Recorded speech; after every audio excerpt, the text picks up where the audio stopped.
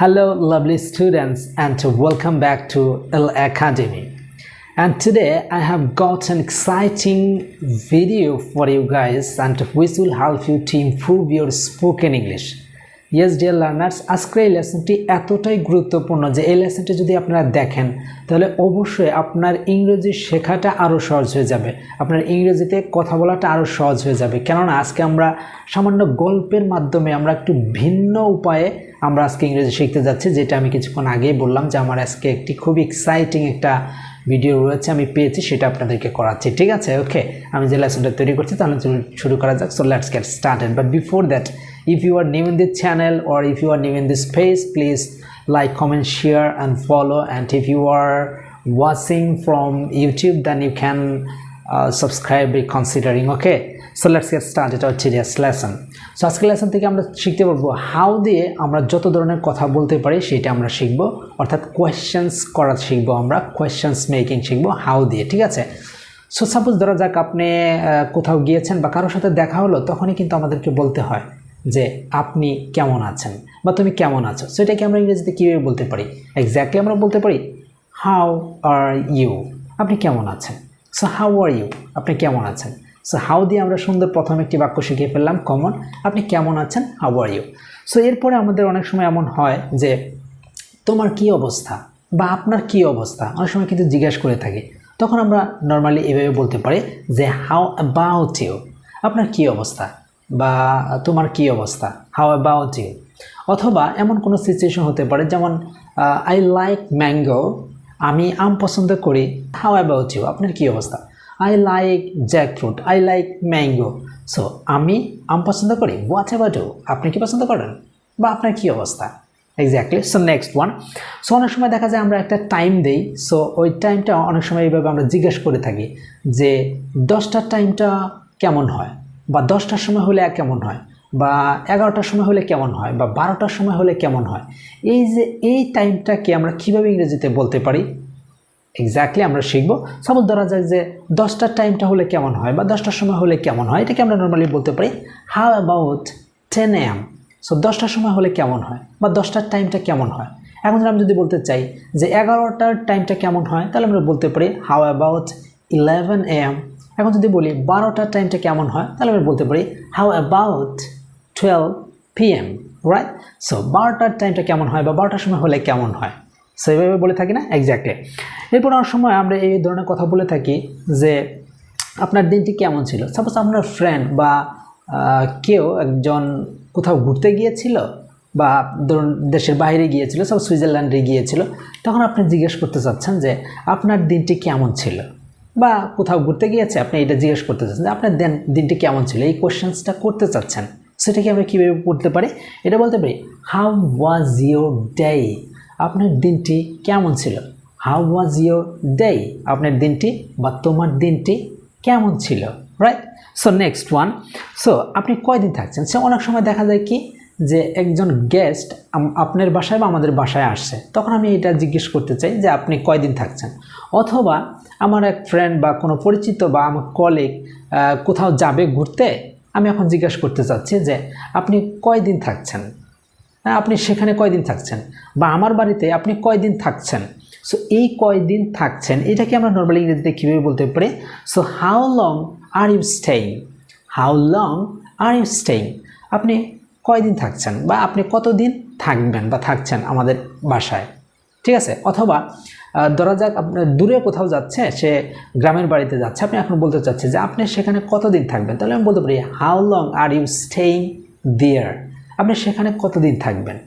আর যদি নর্মালি বলতে চান আপনি কতদিন থাকছেন, তাহলে how long are you staying, আপনি কতদিন থাকছেন।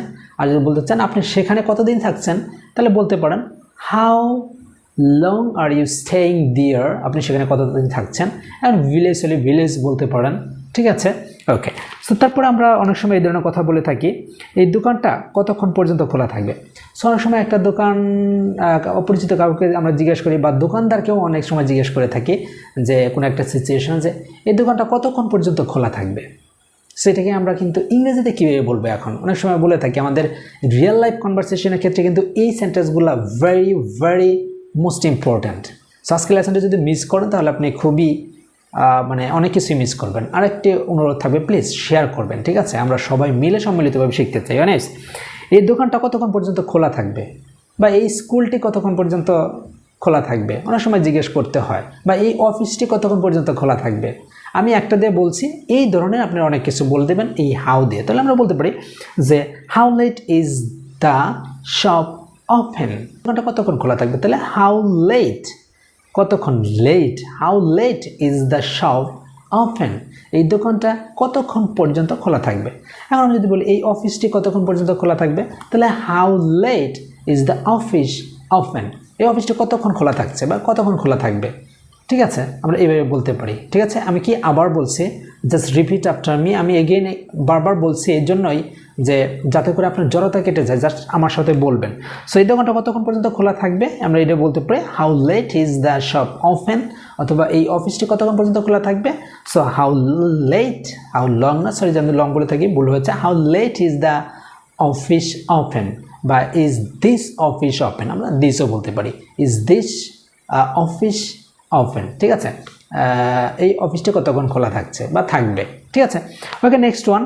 তারপর অনেক সময় দেখা যায় আমি অপরিচিত কোথাও গিয়েছি, এখন আমি বলতে চাচ্ছি যে আমি ধরুন এই ধরনের কথা বলতে চাচ্ছি যে 5 নং গেটটা কি, আমি 5 নং গেটে আমি কিভাবে যেতে পারি। অনেক সময় বলতে হয় যে আমি এখন 2 নম্বর গেটে আছি, আমি এখন 5 নম্বর গেটে কিভাবে যেতে পারি। এই কথাটা আমি জিজ্ঞাসা করতে চাচ্ছি একজন মানে অপরিচিত ব্যক্তিকে, বা আমার পরিচিত কাউকে জিজ্ঞেস করতে চাচ্ছি যে 5 নং গেটে আমি কিভাবে যেতে পারি, বা 6 নং গেটে আমি কিভাবে যেতে পারি, এটা আমি অনেক সময় বলতে চাচ্ছি। সো এটাকে আমরা বলতে পারি, so how do I get to get 5। So তাহলে আমি কিভাবে 5 নম্বর গেটে যেতে পারি। তাহলে আমি কি বললাম, হাউ, আমি যেভাবে বলতেছি ঠিক এইভাবে আপনারা বলবেন। So how I get, G E T get, to, এবার হবে গেট, জিএটি গেট 5। তার মানে আমি কিভাবে 5 নং গেটে যেতে পারি, বা 5 নং গেটে আমি কিভাবে যেতে পারি। এখন যদি বলতে চান 6 নং গেটে আমি কিভাবে যেতে পারি, অথবা আপনি এটাও বলতে চাচ্ছেন, গেট না বলে আপনি বলতে চাচ্ছেন যে আমি স্কুলে কিভাবে যেতে পারি, মানে ওই স্কুলটাতে কিভাবে যেতে পারি, ওই জায়গাটাতে কিভাবে যেতে পারি।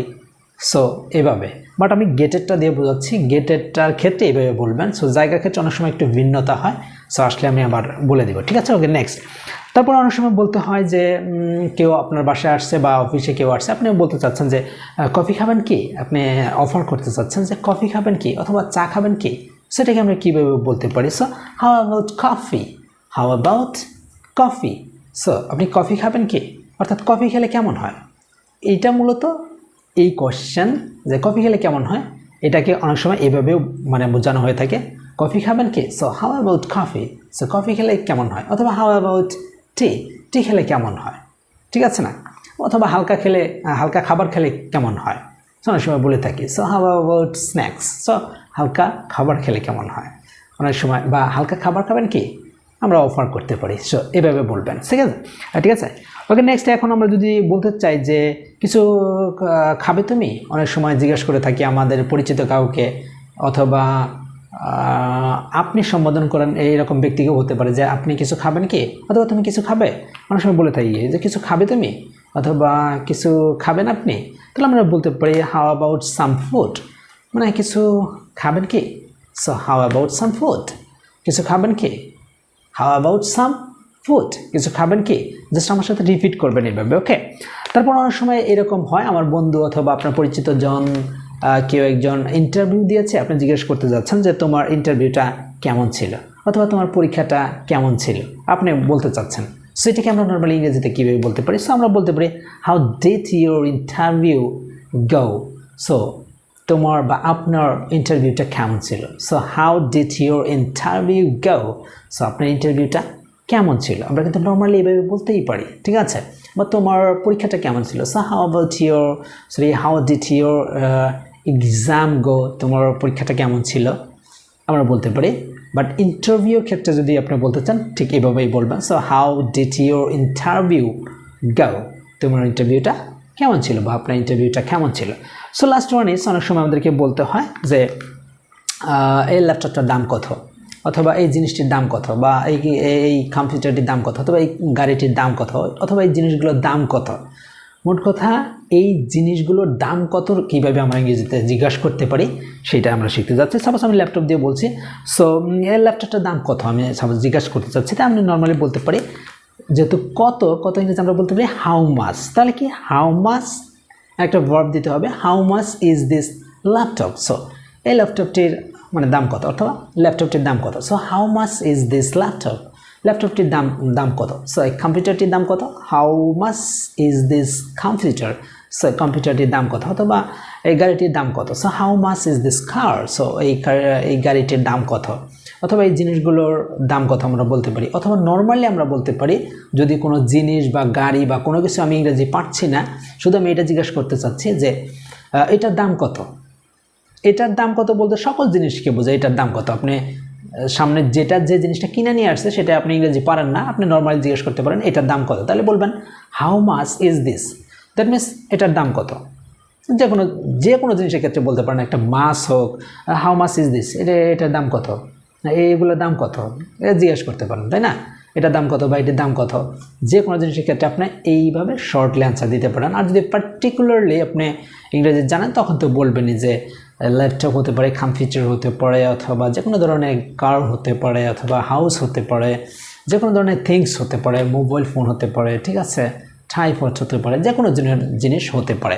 সো ডিয়ার লার্নার্স, এ ছিল আজকের আসলে মোস্ট ইম্পর্ট্যান্ট অ্যান্ড খুবই গুরুত্বপূর্ণ একটি লেসন। আশা করি এটা থেকে আপনি অনেক কিছু শিখতে পেরেছেন, যে হাউ দিয়ে কিভাবে বিভিন্ন সিচুয়েশনে আমার ইংরেজিতে কথা বলবো। জাস্ট আমি গল্পের মাধ্যমে বোঝানোর জন্য চেষ্টা করেছি, যদিও লেসনটি অনেক বড় হয়েছে, বাট গল্পের মাধ্যমে কোনো কিছু শিখলে আপনি সেটা কখনো কোনো দিনও ভুলবেন না।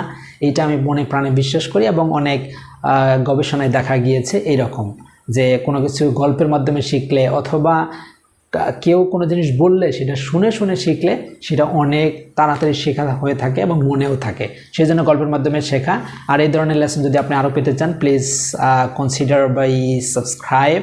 সো সাবস্ক্রাইব করে পাশেই থাকতে পারেন। আর যারা ফেসবুক পেজ থেকে দেখছেন অবশ্যই ফলো করে দিবেন, অ্যান্ড শেয়ার করতে অবশ্যই ভুলবেন না। সো আজকে এই পর্যন্তই। See you again some other time. আল্লাহ হাফেজ।